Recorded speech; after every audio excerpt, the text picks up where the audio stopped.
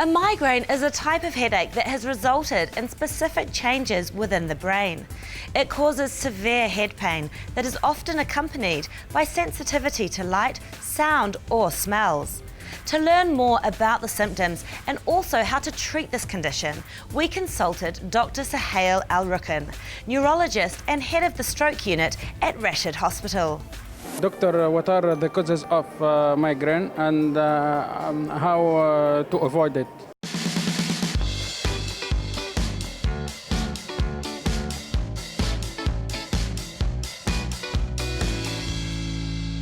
Migraine is type of a headache which we call it primary type of headache. There's no pathology, there's no tumor, nothing in the brain to cause this type of headache. To define a migraine, there's 5 criteria for the migraine. These criteria including a moderate to severe headache. Usually the migraine is unilateral, one side, right or left, and it can shift between the side.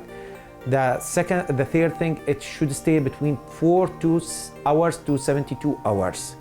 And it can associated with nausea, vomiting, or with a photophobia and phonophobia, where the patient during the headache, she or he doesn't like to talk, neither like to have a direct light on their face or to have a noise like a TV or children around them. This type of headache, some people can manage it with a paracetamol or with one tablet or brufen, or to have a nap and sleep.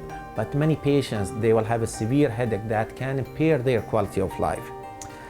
How frequent someone can get the migraine headache? It can be from once a month, once every 2 months, and few of my patients, they had that every week, 1 or 2 times. So that's too much to have headache that frequent.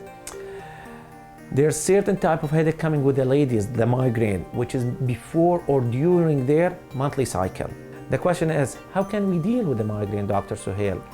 Number 1 is you should have a good sleep, rest at night, at least 6 to 7 hours. We found in many international studies, sleep deprivation, not sleeping good, will cause migraine attack. Second thing is having a good breakfast. People who's having a migraine with a drop in their blood sugar during the daytime, because they didn't have a good breakfast, they will have more headache or a migraine. Number 3, stress.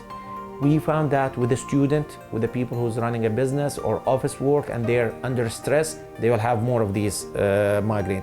So these are few things that the patients or the migrainous patients can avoid stress, good sleep, have a good breakfast. So what's the part of the physician? First one is to diagnose the headache. It's a migraine headache. Second thing, we have a medication that we call it for acute migraine attack, which we call it acute therapy, and there's the preventive therapy. The acute therapy, there's different medication, starting from paracetamol to brufen to naproxen and other medication, which can stop the acute attack. There's another type of medication that we call them preventive migraine medication, and there's a huge family from antidepressant, anti-epileptic,